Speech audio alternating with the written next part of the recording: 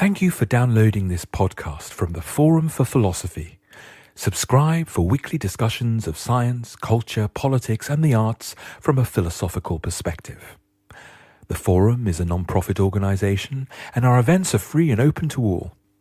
You can support our work via our website and Facebook page. Thank you so much, everybody. Good evening. I hope you're wearing your thinking caps and your dancing shoes, because tonight we're going to be considering why, if, and how philosophers should pay more attention to dance. We're going to start with the question, what is dance? And then we're going to move on to the relationship between dance and knowledge. And then finally, we're going to end by thinking about the lessons that philosophy has for dance and that dance has for philosophy. And after each of those sections, we're going to turn to you, the audience, for questions. I'm Sarah Fine. I'm a senior lecturer in philosophy at King's College London and a fellow here at the Forum, and I'm delighted to welcome this marvellous panel tonight. So on my right, we have Anna Pakes, who's reader in dance at the University of Roehampton.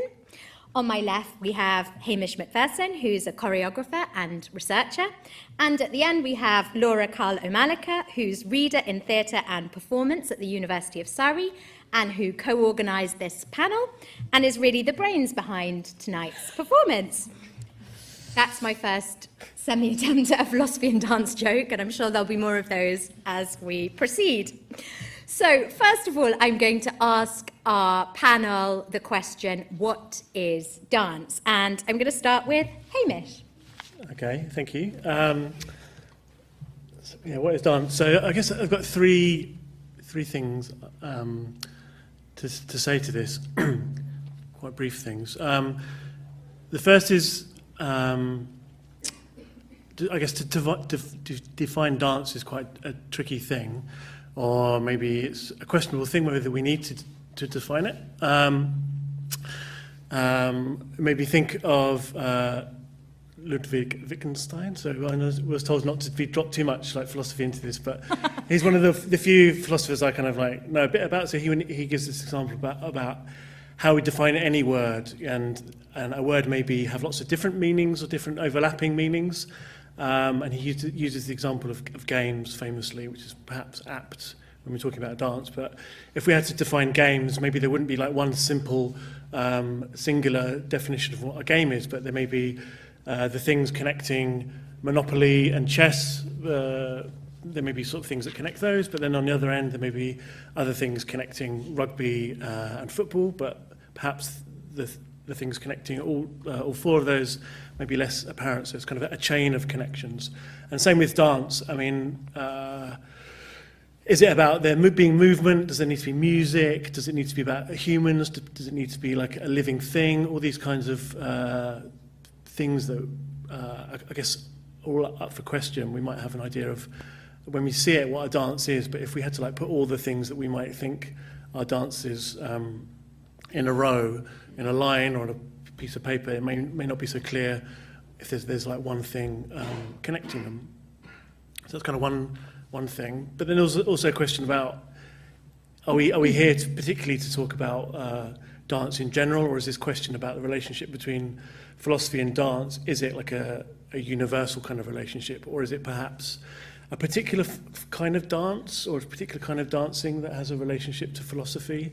And I would probably say that, or that's where my interest is, that there's a certain kind of dance that's sort of prevalent in like the end of the 20th century, beginning of the 21st century, that is like deals explicitly or like involves like reading philosophy and also kind of makes reference to the ideas of philosophy and is kind of like explicitly kind of in conversation with like philosophy as a discourse. And so perhaps it's useful to sort of focus on that and think about, okay, where in particular is kind of dance and philosophy overlapping. So it's kind of interesting, you kind of on the publicity and what you just said before about like putting on dancing shoes.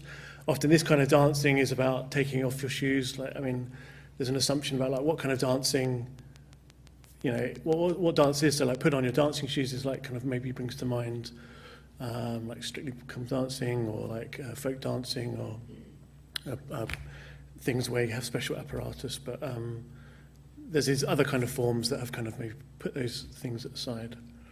So that's two of the things. Maybe I'll leave it at that.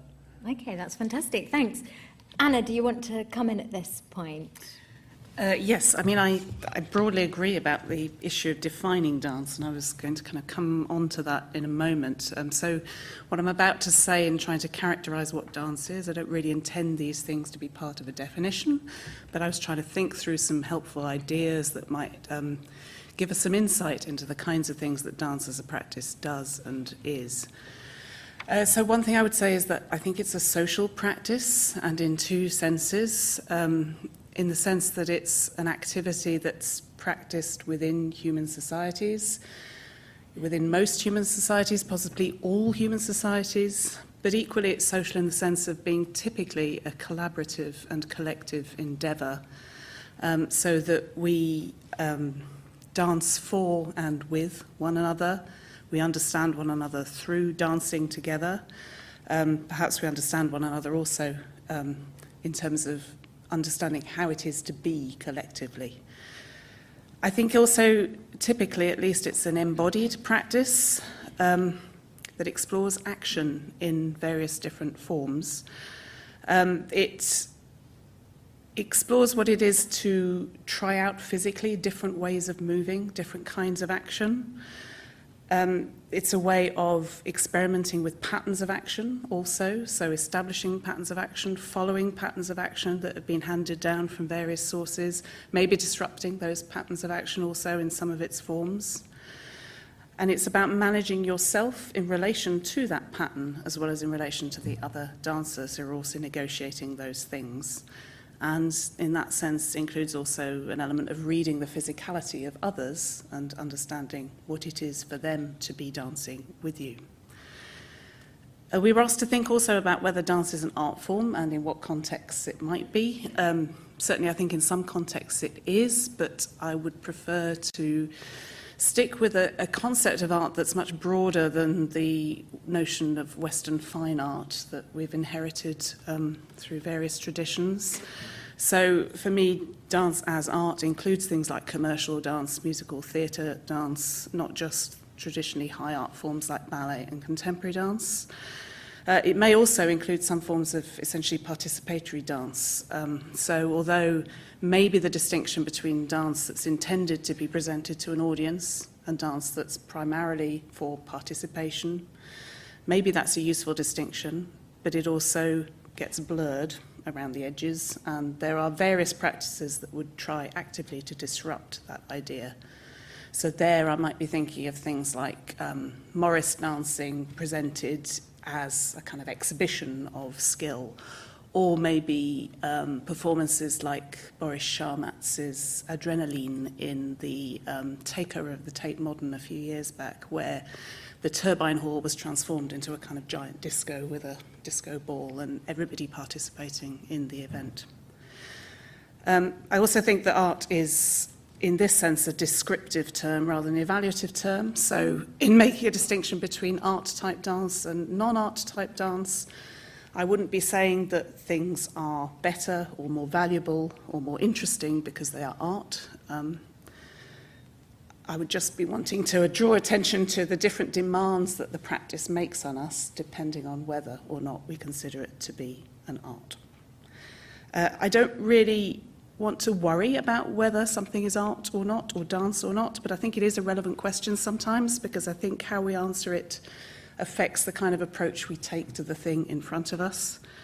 There is obviously a philosophical problem around how to define dance or characterize dance. That's an interesting question, but it's not necessarily the only question or the most important question that we might ask. And I don't think, picking up on something that Hamish said, I don't think we need a definition in order to be able to tell whether something is dance or not.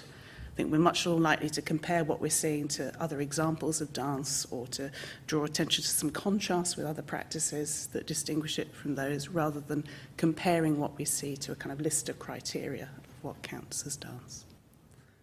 That's great, thanks so much. So before we go to the audience for questions, it would be great to hear from Laura as well on your thoughts about what is dance. Yeah, so I guess I might go back a little bit to some of the stuff that that Hamish was saying. In that what I'm interested in is the process of definition, and what it is we might be doing when we ask a question like, what is dance? So I agree with Hamish. I think that that process is a difficult one, because for me dance is always more than one thing, is plural, and is in a kind of constant ongoing process of change and process of self-definition, of producing new ideas of what it is itself through the practice of dance. So I think I think a lot of the time definitions of dance that try to be more universal than that try to kind of speak on behalf of dance in general, can always be kind of presented with something, a counter-example, if you like, that falls outside of their definition or challenges their definition in some way. So I think we have reason to be skeptical sometimes of definitions that philosophers, for one, might produce about what dance is. That often those definitions can be based on a description of a type of dance with which the philosopher is most familiar, let's say, that then comes to stand for dance as a whole, or that definition of what dance is a kind of an aspiration for what dance should be, that it's normative in the sense of wanting to put forward and value a particular type of dance as more important than others. So again, something that's claiming to be a description of dance in general is in fact kind of celebrating a particular form of dance. So I think I'm interested in particular in forms of dance that resist certain definitions, let's say, or investigate the thresholds at which something might appear as dance or begin to count as dance. So, for instance, something like a dance marathon can interest me. So a marathon where you're supposed to continue dancing for as long as you possibly can. These seem to me to be interesting events for kind of points at which the boundaries of what counts as dance might appear and disappear. So how little could you still be moving and for that still to count as dance? An exhausted body that's been dancing for 24 hours or for 6 days continuously, how little might that body still be moving and still constitute dance? Or I'm thinking of something some students of mine have talked to me about in terms of dance and disability, for instance. So how a concept of a particular form of dance, like a tango, might change when the bodies involved in it are different and have different approaches. So I think I'm interested in how dance practice itself constantly produces new definitions and ideas of itself in and as the practice. That's all fascinating. That's a wonderful start. I wonder if I can push you all a little bit on this idea of definitions, just insofar as later on we're going to be asking questions like, is dance a unique form of knowing, or is there something special about the contribution that dance offers to understanding knowledge? And so if we're going to ask those kinds of questions, don't we need to know a little bit more about the boundaries of dance? So, for example, what distinguishes dance from, say, theatre, or what distinguishes a dance marathon from a running marathon, or what distinguishes the balletic moves of Roger Federer from a ballet dancer? So does anybody want to come in on that and say a bit more about where the boundaries lie, or whether indeed it matters at all where the boundaries might lie? I mean, you can do, but I think the problem is if we start to go down the line of what is essential to dance, what makes dance dance, is there something unique and singular, we are always already going to be starting to exclude counterexamples. So, for instance, if we want to make a strong distinction between dance and theatre, what do we do with all of those practices that operate across the boundaries between those two? All the forms of dance theatre that are, producing exciting work right now, if we want to come to some kind of essence. Although, at the same time, I can see why, particularly in the current climate, we might want to, hang on to a clear sense that dance, there is something specific called dance that has a value, that has a way of knowing in a wider educational context, whereas we know the creative arts subjects are, hugely under pressure or not being given sufficient academic value attached to them relative to so-called kind of core subjects. So there may be strategic reasons why we want to talk about a specificity of dance, but it seems to me that kind of we always need multiple concepts of dance, multiple definitions, not no definitions, but to always be aware of the temporary nature of those definitions. That's great.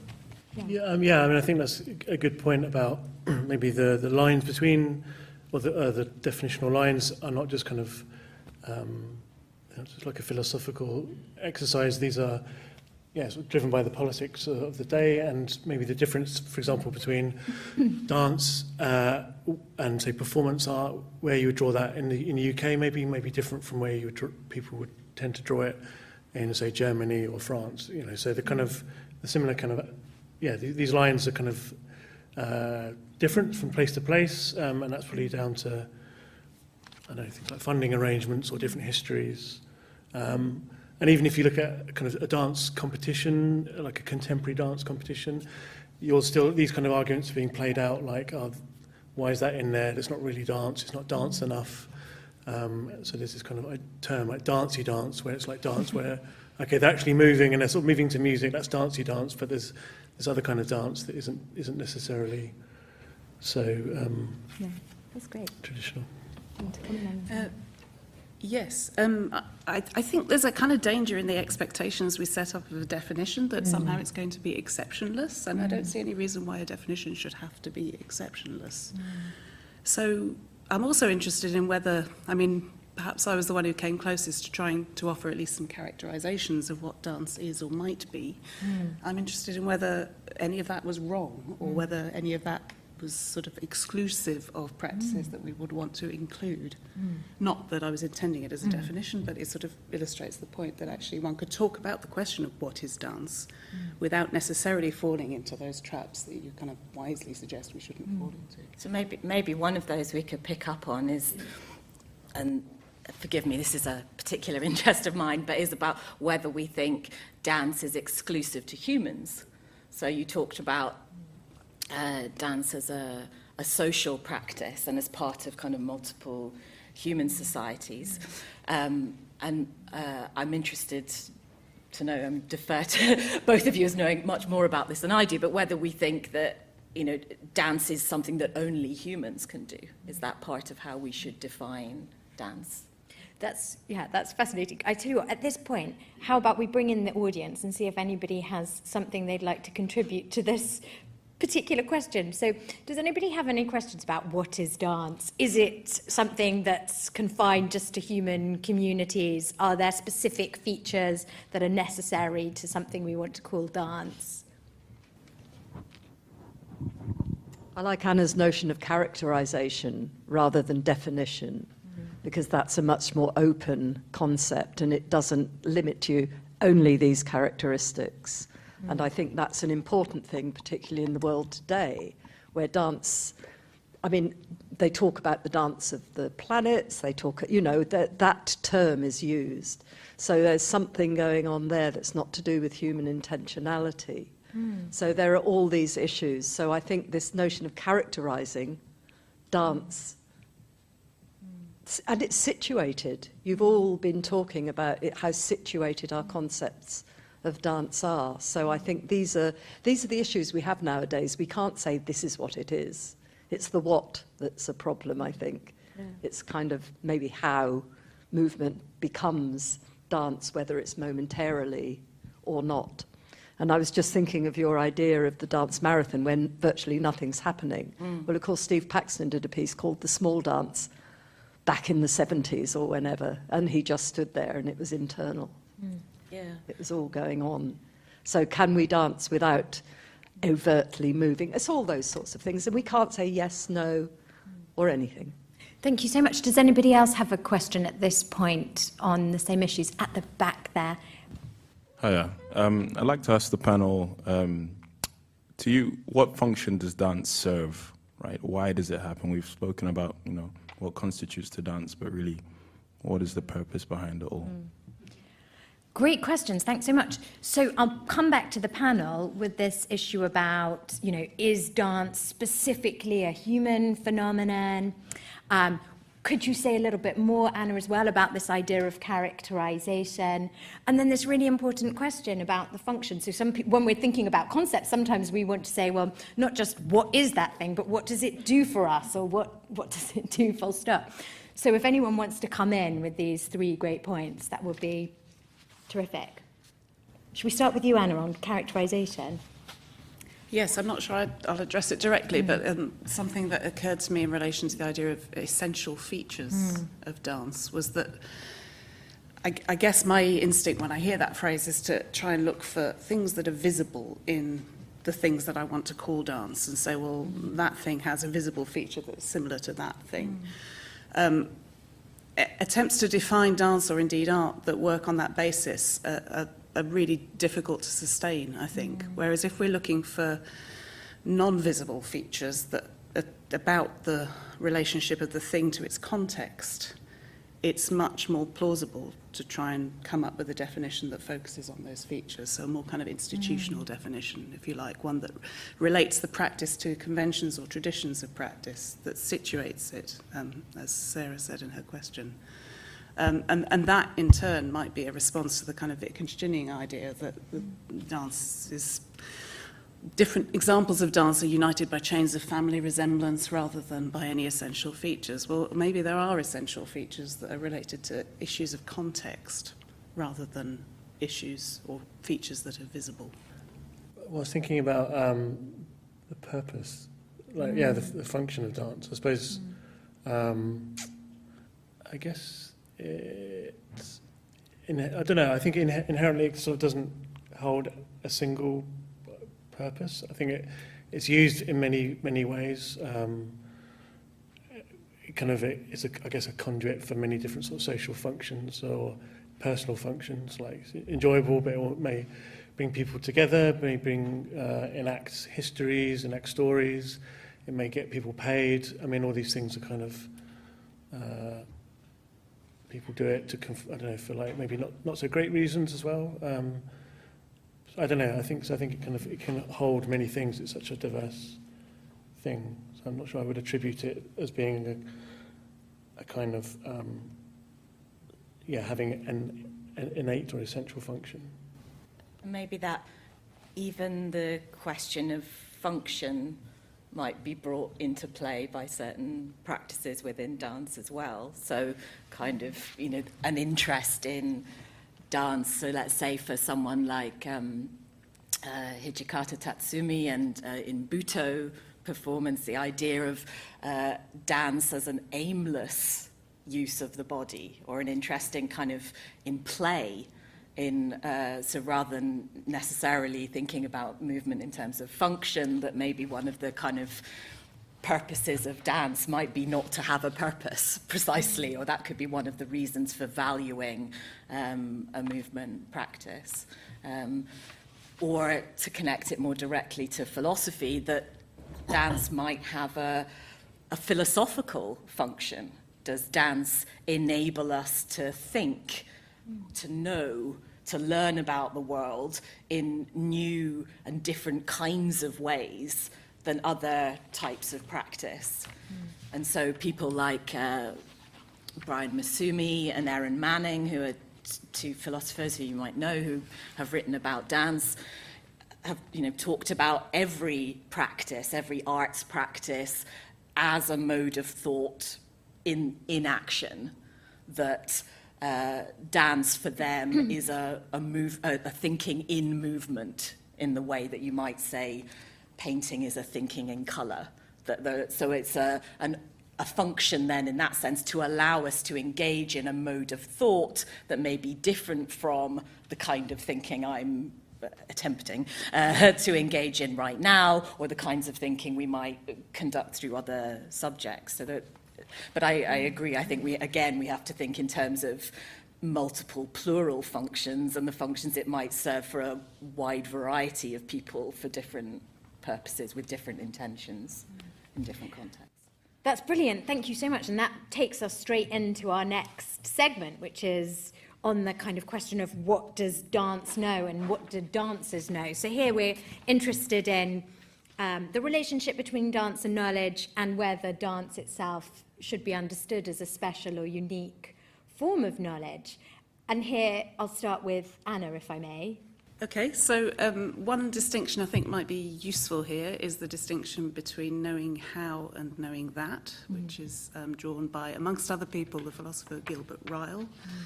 So that's a difference between factual, theoretical knowledge on the one hand and expertise on the other. So knowledge in action or knowledge through action that can only be developed through practice.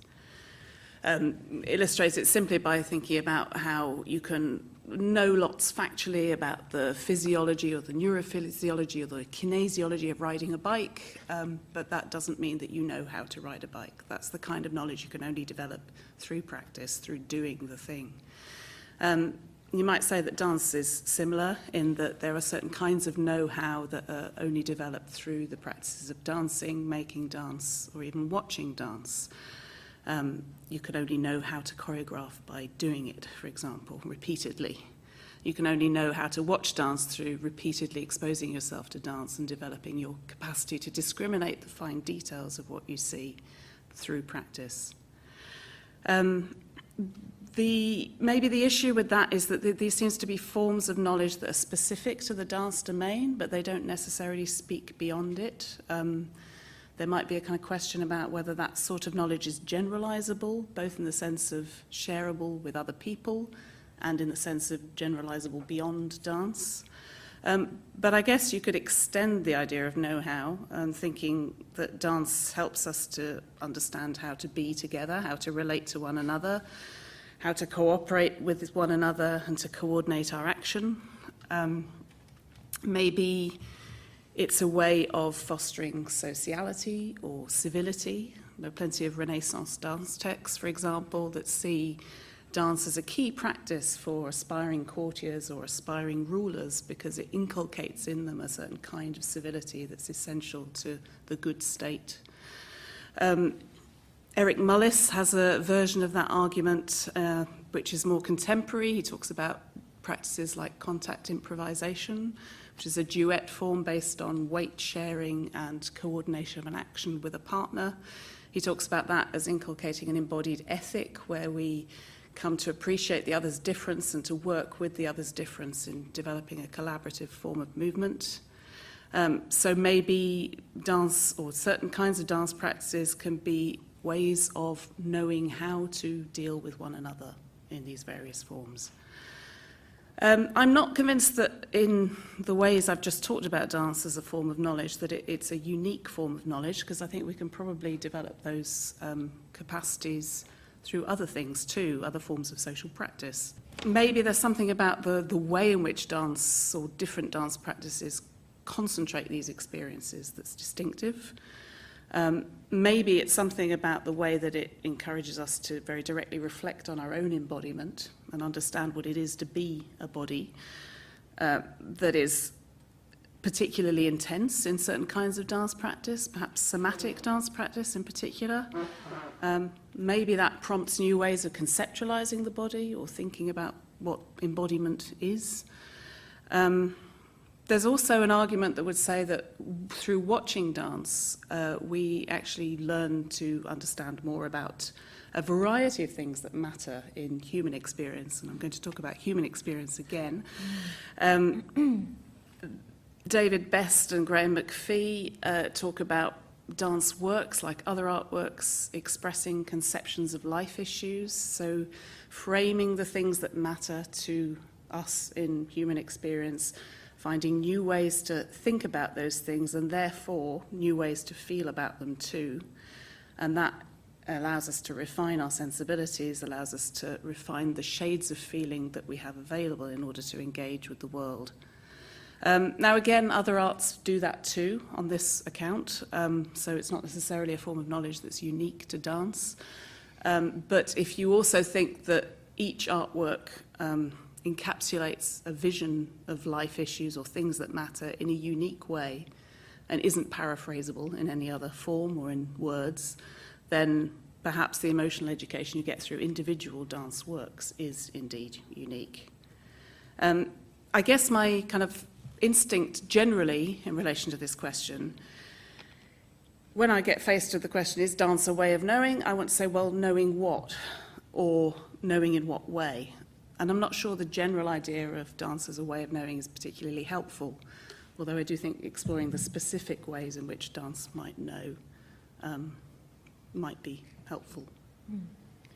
That's great. Can I just pick up on something that you said? I'd like to hear a bit more about it. So you said at one point that we learn how to watch dance by doing that.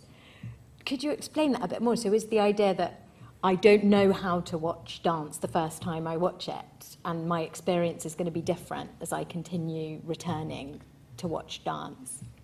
Certainly the second. I think that the experience changes and develops the more that you expose yourself to dance. Yes, I think probably, I mean, everybody knows something about how to watch, but I think probably you develop the capacity to perceptually engage with what you're seeing in greater depth the more that you put yourself in that situation of watching. Ideally, anyway. Yeah, and you mentioned something about somatic. Could you say a bit more about that, what that means? So that's drawn from the idea of the soma, or the felt body, as distinct from the physical body conceived more scientifically. So the soma is the body as perceived or experienced from the inside. And somatic techniques build on experimenting with different ways of feeling dance from the inside, or other kinds of movement practice from the inside. Okay, thanks so much. And Laura, what does dance know? So I can't answer that, but us thinking about the question made me think about another philosopher, Gilles Deleuze, who suggested that we something along the lines of we do not yet know what the body can do. We do not yet know what it is capable of, what it is capable of in terms of affect, in terms of feeling, what it is capable of as a body and in relation to other bodies. And it seems to me that perhaps dance is one key area, one key site where experimentation might take place that investigates or asks the question, what can a body do? What capacities does it have in a way that is not limited or circumvented by everyday kind of practicality or requirements necessarily, that it can be a space of experimentation into our capacities, not just as individuals, but fundamentally in relation, as Anna was saying.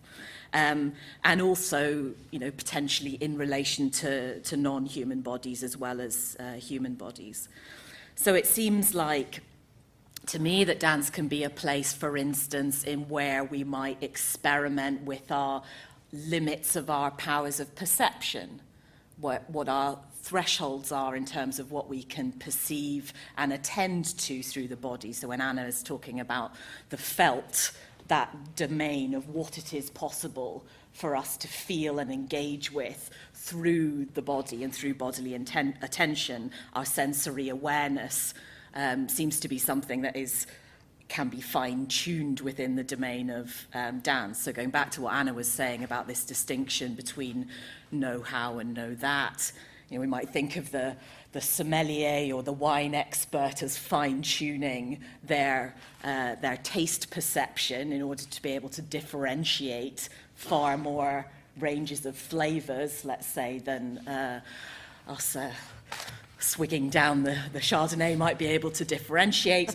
Is it the same to think of the fine-tuning of bodily attention through dance and movement and somatic practices as that kind of heightened way of knowing?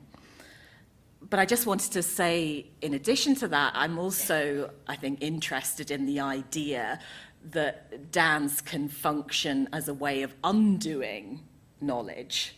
And it's something that dancers have investigated a lot, is that dance could also be a space in which we might not know or hold ourselves in a kind of state of unknowing, or that dance might be a practice of peeling back layers of accumulated knowledge in order to access a different mode of relationship to the world. So again, in a practice like Buto, Hijikata talks about dance as a way of stripping the customs off the body. So what are the kind of forms of knowledge or forms of habit that inform how we move or how we attend to the world? Can dance also be a place in which that knowledge might be undone in order to find out something new? So that possibility interests me. And if it's not too convoluted, can we go one step further and say that dance is a place where that idea of how we might hold ourselves in a state of not knowing is a special kind of knowledge? It's something that dancers are particularly good at, is how to be open, how to be attentive to what you do not yet know, what you in order to encounter something other, something different, something strange. That a lot of dance practices, and we've talked a bit about contact improvisation, for instance, are interested in that possibility. How do we attend to the present, to the unknown, without judging, without claiming to know what it is in advance, in a bodily way? And it seems to me that contemporary dance and movement practices are very advanced in their thinking about what that state of openness might be and how we might inhabit it.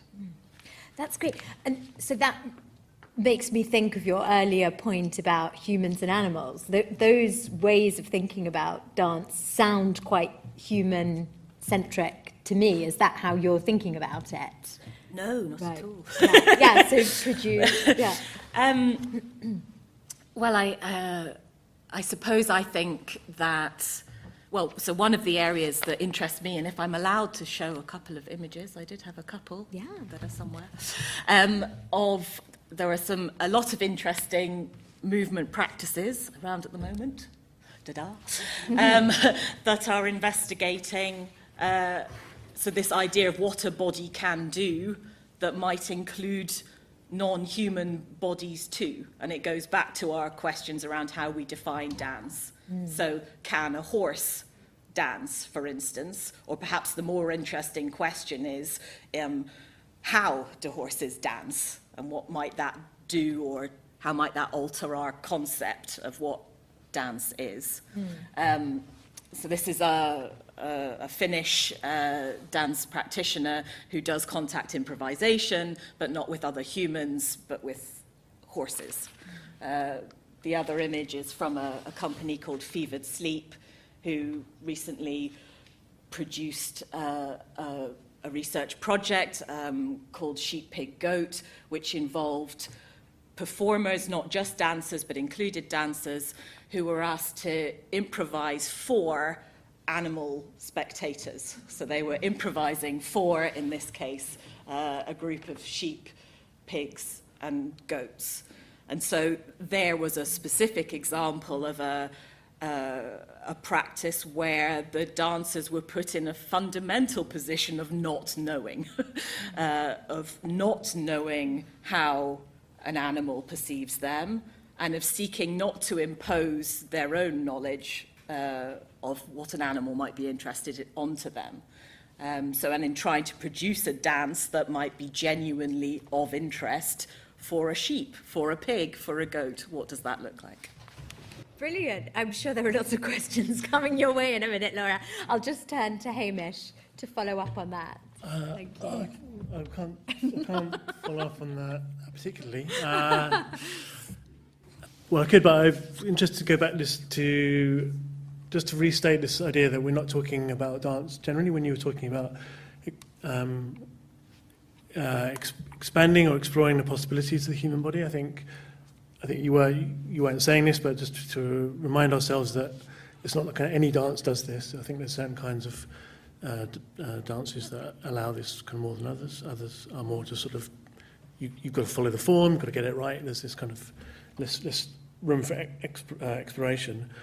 And also I think we need to be kind of careful about this kind of idea of like dancers somehow being like free and they're like accessing like the kind of the authentic human self. And I think a lot of dancers end up kind of believing this themselves, that somehow that you are stripping away or you are moving away maybe from the kind of regimes or the kind of the habits that are being put on us by the society we live in, which currently is one that's kind of sort of devalues the body, or it kind of puts it in a very kind of limited form of like what the body does. And dance offers alternatives to that, perhaps, or spaces, but it's not like a kind of.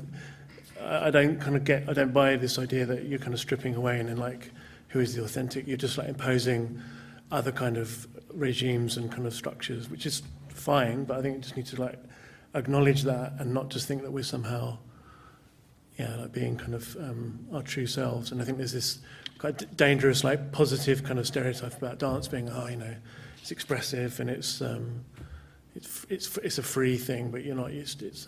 There's just other kind of rules in place, which I think is where the interest is. It's like expanding the repertoire in which we can think physically in other ways. I think that's absolutely right. And so the idea of kind of, I guess, what's underneath or what is beneath the levels of habit is absolutely the question. And so that kind of, if what is revealed is a body in process or a body that's constantly changing rather than a kind of authentic or truthful self, that's, so I agree completely, basically, is all I'm saying about that. If you go into like a somatic dance class, like everyone's doing this, everyone's doing the same thing. Like, or there's a certain kind of style or a certain kind of, convention there. That's really fascinating. I mean, it's making me think of comparisons between sport and dance, because as you're talking, I'm sorry to say, I'm still thinking about this question of definitions. And one of the things I'm thinking about is, sports are in part constituted by the rules in some ways. Is there an element of that in dance? Can you have a dance with no rules whatsoever? Or is dance in a way going to be rule bound, that it's partly constituted by some forms of rule? Yes, I think necessarily, I'm going to stick my neck out, it is constituted in part by rules, regardless of the form. But that doesn't necessarily mean it's rule bound. Right. All right, well, let me open it up to you guys. Does anybody have questions about this? Oh, fantastic, we've got questions. We've got one at the front here, if you wait for the roving mic. And then we've got one more here. Hi, I wanted to pick up on what you said about Renaissance texts talking about dance as a training for rulers and civility in social discourse. And I'm assuming the sort of dance that they're focused on is going to be a social dance, that is, dance in its form of social interaction rather than performance. And I wondered whether we have a reflection of that in what's happening in our current political discourse, because this is the first generation of politicians in our society who haven't been brought up in a culture where social dance is a requirement, where it's necessary to learn to dance socially with other people. And I wondered whether that gives us some insight into the knowing that's contained in dance, whether you've had any thoughts about that. Oh, that's a really interesting question. Great. And there's another question here, and then one there. Thank you. Yep. I'm just interested, you haven't brought up the subject of sex, because that seems to be a key element behind or lots of dance, as in limbering up before some kind of sexual activity, whether it's humans or animals. Great question. If God had been a dancer, would he or she have designed the human body differently? And is there any evidence of a human group's dance practices having an evolutionary effect? That's great. And I think there was one last one there at the back, and then we'll come back to the panel. Lots of rich material for us. I want to go back to the question about dance as rules. And Yeah. so, I mean, one thing that just came to mind is about how at the Youth Olympics, I think B-boy and B-girl is actually now a competitive sport. And now, of course, now there's got to be judging for it. And of course, there's criteria. But there's always been a huge debate. Who sets that criteria? Is it someone just saying, yeah, I vote for that guy, or I vote for this girl? But who sets those rules? Who's the authority in this dance if we are establishing rules? Wow, fantastic. Okay, let's see if I can remember all of those. So we've got... Can we save this one for the next session? I think the panel might struggle to answer all of these. Thank you so much.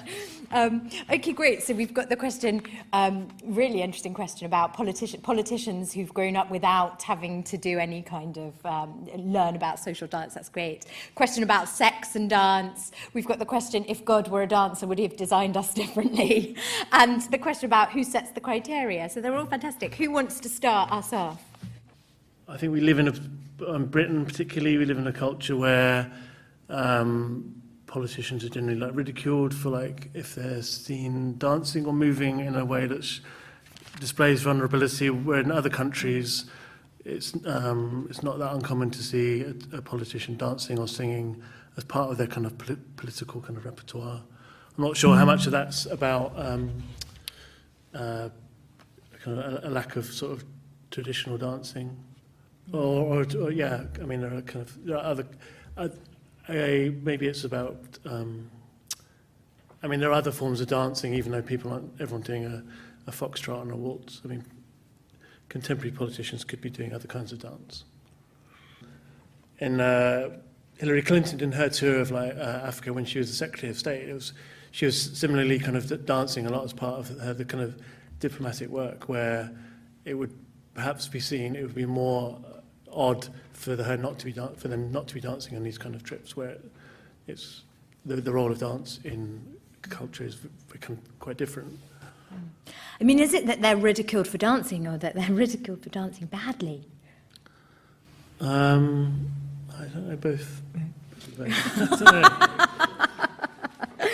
Okay, great. Does anybody else want to come in on these, the questions that we've Just on the Renaissance texts, I mean, there is something kind of interesting about those texts and the emphasis they place on the dancing with a partner as crucial to the development, not only of sort of civility generally, but an understanding of how to relate to the opposite sex. So maybe that's a way of kind of connecting up the two questions. But also a way of kind of conceptualizing gender, if you like, and gender difference as well as commonality across the gender divide.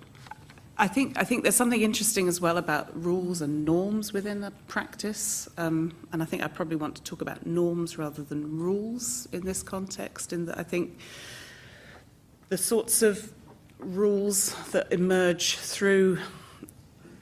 within a practice tend to be things that come from the ground up. So they tend to be kind of a shared consensus that develops over time about what is appropriate and what is not appropriate, that you can formalize into a series of rules that can then be referred to by others, but that often don't get formalized in that way. And I think, again, one of the things the Renaissance texts are trying to do is to kind of make explicit what sort of norms govern this practice, and why is engagement with those norms and reflection on those norms helpful for people within a particular sector of society trying to do particular kinds of things. I was going to have a go about the question about God, but I am now doubting myself. I suppose it comes back to what I was saying before about not knowing what the body is, or not taking for granted that we have some understanding of what the body is. So I'm not saying that there are not limits, that there are not parameters, that we don't encounter, thresholds of things that we can or can't do, but that where exactly those thresholds lie is perhaps more elastic sometimes than we give our bodies credit for. And I know that, to some extent, that idea of kind of dance as an experiment with what a body could do could also be linked, let's say, to very virtuosic practices too, to sort of an idea of very, very elite kind of set of practices that are only available to a limited few through ongoing and very rigorous training processes, that it's only through this that we might learn how to move in this way. But I guess I'm interested in a kind of ongoing redesign of the body and its relationship to the world through dance practices that might also be more widely available. Gosh, this is so interesting. We can carry on all night. I'm going to move us on to our final section now. And here I want to ask you about why dance and why watch dance. So I want to hear a bit more about why philosophers ought to pay attention to dance, and also whether dance has and dancers have anything to learn from philosophy. And, I'm thinking, should we be doing more dance? And I'm going to start with you this time, Laura. Can you help us with any of those questions? I will give it a go. So I guess what I wanted to start with is that I think we're at a really exciting time at the moment in terms of the relationship between philosophy and dance. And I suppose I say this against the backdrop of what some other colleagues who know much more about this than I do have written about. So Bojana Svejic, for instance, has written about this, that there has been, relatively speaking, a historic neglect of dance within philosophy, let's say at least before the 1950s, before people like Suzanne Langer or before Maxine Sheets Johnson, that relative to other forms like painting, cinema, literature, it has, and music too, it has seemed that dance has received less attention from Western philosophy than other forms. And Anna may want to contest me on this. But then, are we now, it seems to me that we might be in an exciting moment where there is not only a vast amount of philosophical writing about dance, philosophers writing about dance, but also new modes of engagement between philosophers and dance practitioners. So I'm thinking here of people like William Forsyth collaborating with Alva Noe, or I mentioned them before, Brian Masumi and Erin Manning, also with William Forsyth. But a kind of shift towards philosophers engaging more closely and in collaboration with dance practices in the studio to explore what dancers and philosophers might do together. And I'm looking at one of my current PhD students who's sitting in the audience who is also exploring those things. So there seems to be a kind of a new energy that's exciting around those potential collaborations. Hamish also mentioned earlier the ways in which dance practitioners have engaged with philosophy as a set of resources for choreography. And again, perhaps we might identify, as Bojana Svejic has done in her work, a sort of particular surge of interest in that practice around certain forms of so-called conceptual choreography or contemporary European choreography. So people like Jerome Bell, Jan Ritzemer, and so on, who are taking the ideas of philosophers, in particular like Gilles Deleuze, who I've mentioned, and wrestling alongside those ideas through their dance and movement practices. So it seems like, from there having been a relative lack of attention, we're in a really exciting new phase. I guess to qualify that optimistic version of events, I'm not sure yet always that those new collaborations necessarily involve a kind of a questioning of the roles that the philosopher on the one hand might play and the dancer or dance maker or choreographer might play in those collaborations. And that seems to me to be where some of the really productive terrain might be. That one reason, for instance, for philosophers to engage with dance might be because it could change their idea of what philosophy is. That they might discover, or if they approach dance itself as capable of doing a kind of philosophical work, as capable of thinking, as capable of producing knowledge and insight in its own way, that might have a reciprocal effect on their idea of what it means to do philosophy. I'm not sure that's always the case, and perhaps it doesn't always need to be the case. And in some of these projects, I think philosophers have a very clear idea of what their role is as a philosopher, and that remains demarcated and separate from what the role of the dancer is in those collaborations. I guess the value for me in those moments of contact is in how the two disciplines might transform each other's ways of thinking about things. That's the part I find exciting. Well, it's inspiring. I'm gonna come to Hamish now, because you mentioned what Hamish had said at the beginning about dancers using philosophy in part of their practice. So over to you. Yeah, I mean, I think I just kind of restate kind of what a lot of what you were saying just then. I think dancers are probably like pretty engaged with philosophy already. Like I guess at BA it's quite standard to be studying some philosophy as part of the course, or certainly at MA, like at least to kind of be aware of. I mean, philosophy, it's not unusual for philosophers to be kind of referenced as part of a dance education now, even if it's just to help contextualize it.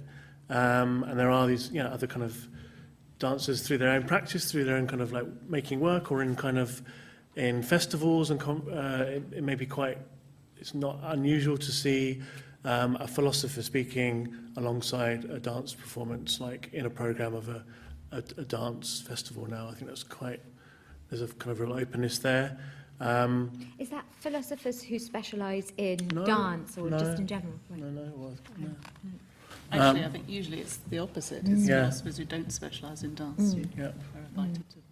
And is it? And when you're talking about the materials that people are reading as part of the degrees, again, is that materials about philosophy in relation to dance, or is it just more general philosophical texts?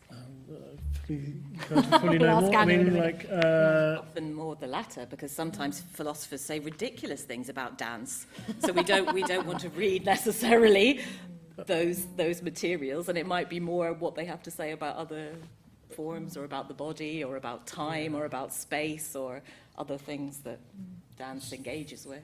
Yeah, I guess like phenomenology has been like a kind of a key sort of point of reference, or maybe so that's like sort of particularly kind of flourishing in the late 20th century, I guess. And so there's kind of like philosophical, I guess the somatic turn, or the bodily turn in philosophy has allowed the contact to be kind of made more recently, relatively recently.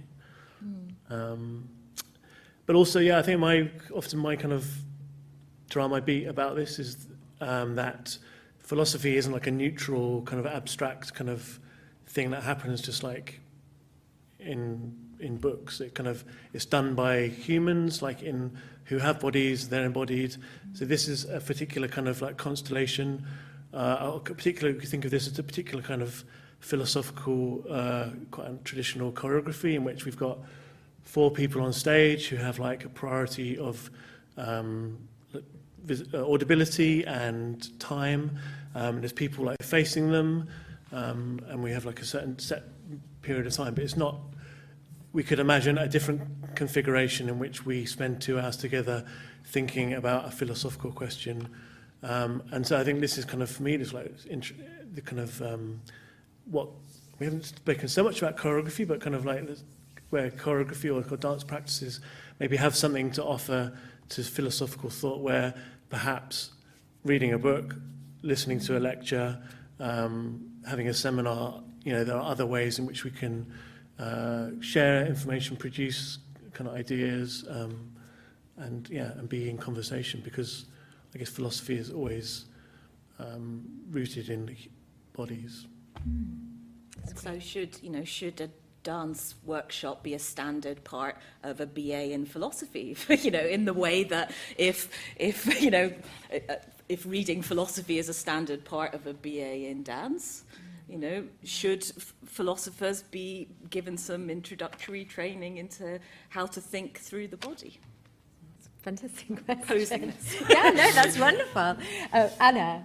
I think why dance? Well, for the reasons we've kind of already discussed, really. It's fun. It forges and maintains social relationships. It might teach you about your embodied being, or allow you to kind of think critically about the ways in which you move, because you're experiencing other ways of moving or other ways of feeling inside your body.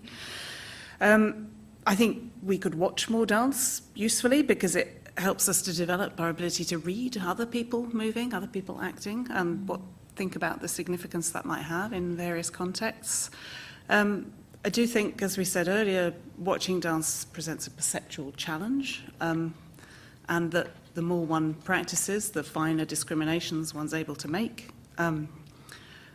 I think artists have plenty of interesting things to say, and that includes dance artists as well as other kinds. So engaging with their works can be a way of engaging with those statements or claims or ideas that they're exploring, which might be pleasurable, might be intellectually challenging, but in various ways might kind of enhance quality of life or make us think differently about the world and how it operates.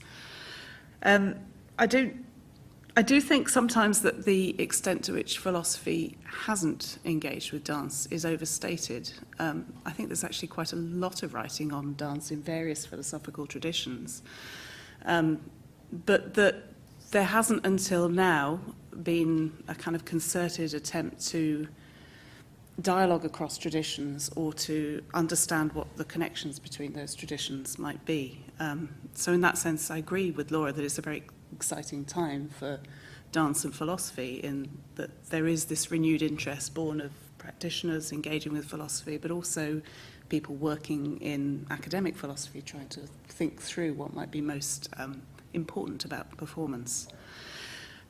I think also that dance can help to put pressure on various answers to philosophical problems more generally. So it might make us think differently about the mind-body problem, for example.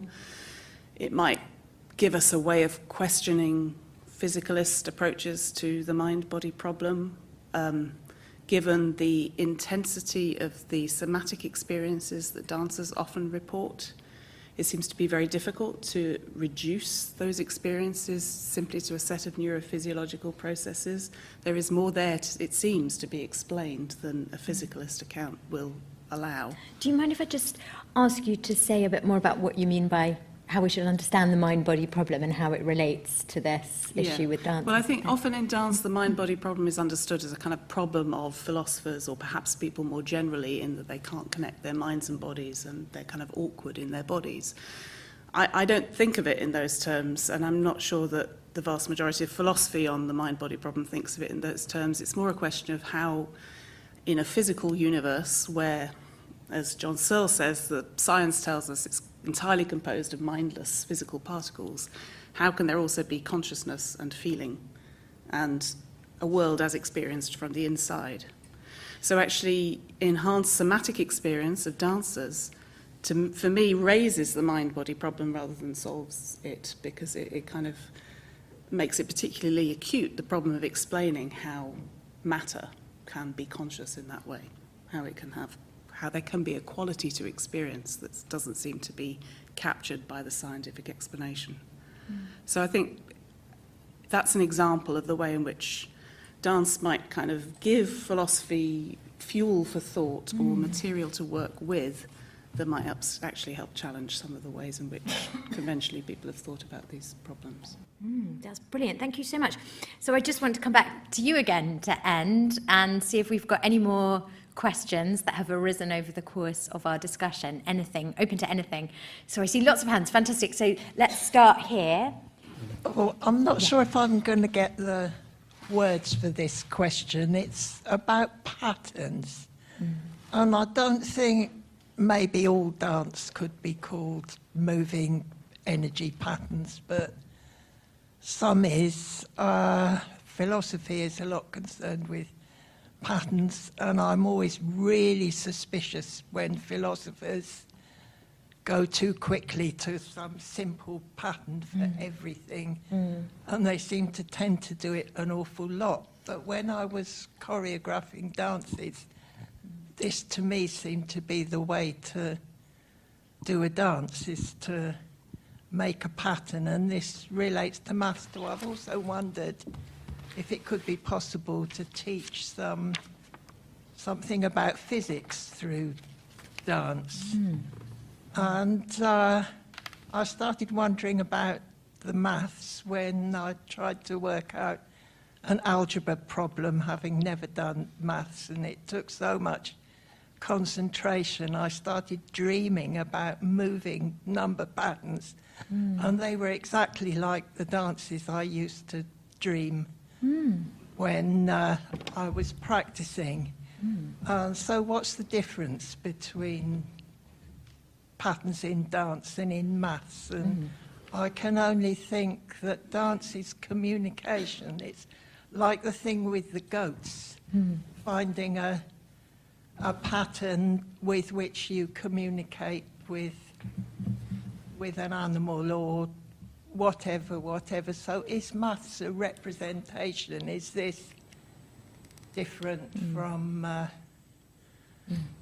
communication? And I do think of dance as communication rather than self-expression or any of that. No. But Brilliant. Thank you so much. That's great. I think, have you got your microphone already? Okay, fantastic. And if you could pass it to this person here, that'd be great. Yeah. I'd like to come back to a question that was asked earlier, which was how to watch dance. And we talked about patterns, we talked about rules, norms. So I was wondering, as watchers, would we need or would we benefit from knowing this kind of theory of dance? Is it required? Okay, fantastic. And thank you. And I'm wondering about, as a field, we have different techniques and styles that we use to classify.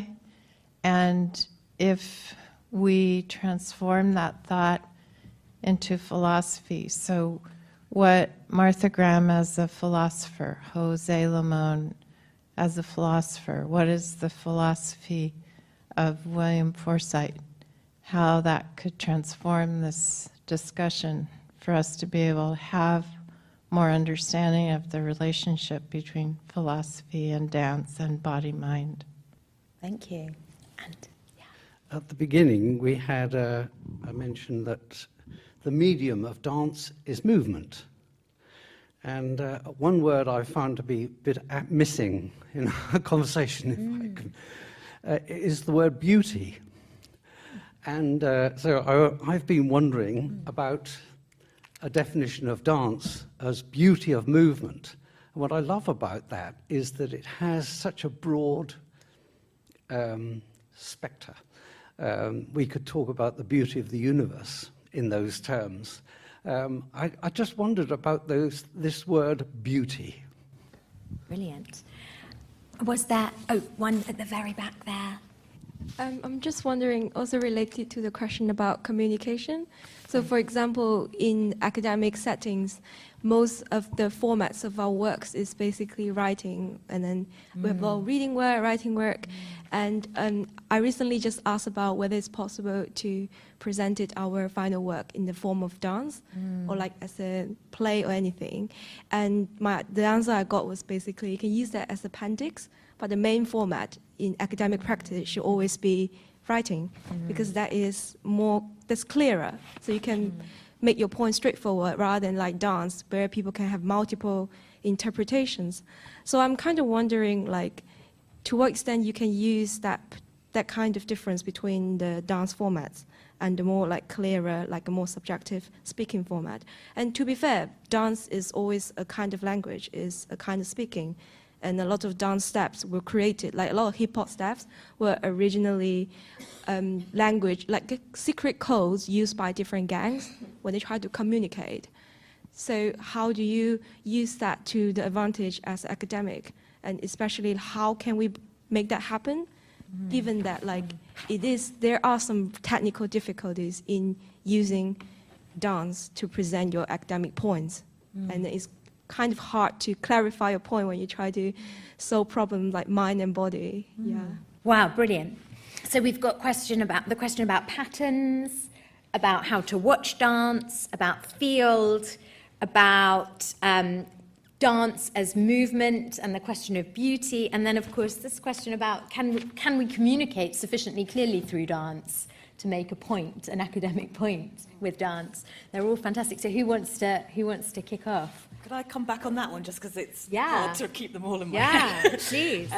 So I guess there's the difference, isn't there, between kind of this the idea of, I'm sorry if I'm misunderstanding what you were saying, but of kind of using dance to make an argument or make an academic point, let's say, that you could perhaps express through other means or could be better written in the form of an essay, let's say. So where it's thinking about dance as a form for a content that's already been kind of figured out, versus, let's say, a model that we already have in some universities in this country where, for instance, you can conduct your research through dance practice, that you can do, as a number of people in this room are doing, their PhDs in dance, where their final submission will take the form of a piece of dance performance. And it's not then about kind of how is that dance work communicating a predetermined argument that could equally be written down according to a set of in writing, but what ideas, what insights are manifested in the dance itself, in the practice itself.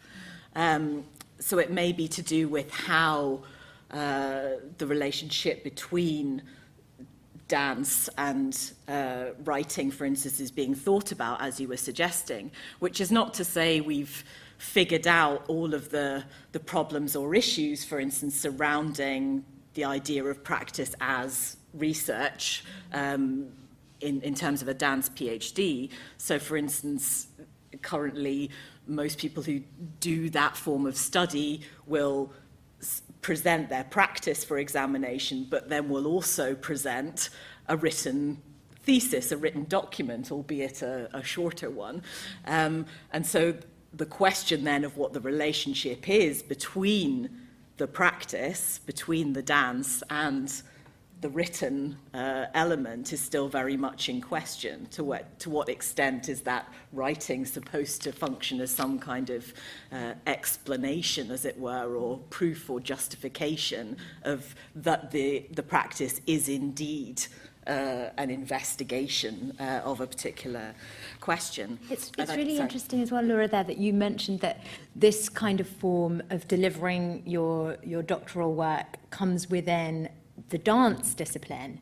Could we imagine delivering a philosophy dissertation in that kind of format? So that's kind of one of the thoughts that's really interesting. Does that raise the question of is philosophy and essentially does it have to be a linguistic activity? And I feel like dance or other kind of activities can be ancillary to philosophy or can inform it and ground it. But I feel like philosophy is almost by definition a language activity.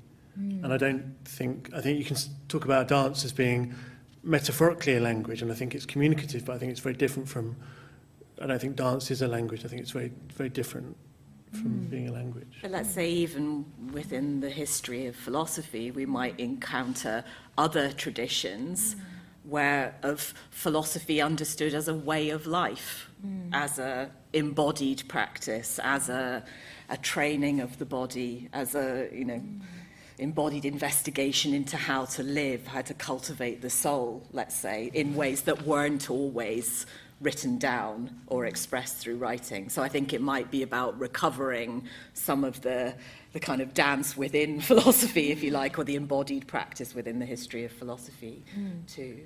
Yeah, I think in relation to your specific question, I think there must be, one could kind of set up a frame that enables the thing to communicate, or raise the issues, or explore the ideas that you want to explore. And equally, there might be a way of developing within the thing itself the codes that enable its own reading.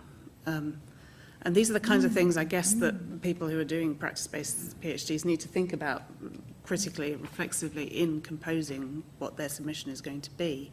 But I don't know that I would want to rule out the idea that dance or an embodied practice could be the vehicle for a communication of a philosophical insight. I think it could be really interesting to try and set up a situation where that could happen. And does anybody want to speak to some of these other issues? For example, the question about beauty, which I think is a very interesting one, if we're thinking about aesthetics, for example. Well, I think I guess people are still a little bit anti-beauty in certain kinds of dance, in that in the 20th century at least there was a kind of revolution against what was thought to be a kind of traditionally aesthetic or classical mode of moving. So beauty is a tricky concept, for at least for some areas of dance practice. And I guess one would always want to ask, well, what counts as beautiful, and is that a property of an object, or is it about the pleasure that I feel as a subject in engaging with the thing? It raises lots of thorny questions that are tricky. Music and exactly the same problem. Or to go back to the question about the rules as to who gets to define the criteria for what counts as the beautiful in a particular context, what counts as beautiful or ugly is very contextually specific.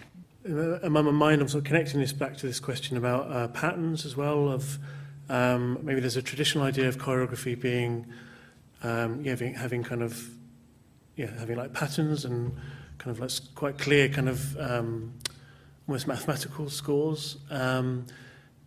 But that obviously has like a history of, I don't know, I feel like that kind of has a history of abstraction of what in aesthetics as well as in ethics.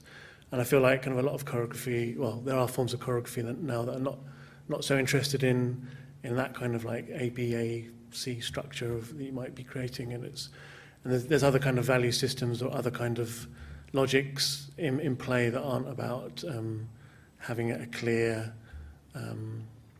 more rational sort of structure of activity. Well, I really do think we could go on all night, but we're going to have to stop now. Maybe you want to go and watch some fireworks. But thank you so much to our fabulous panel for a really fascinating discussion.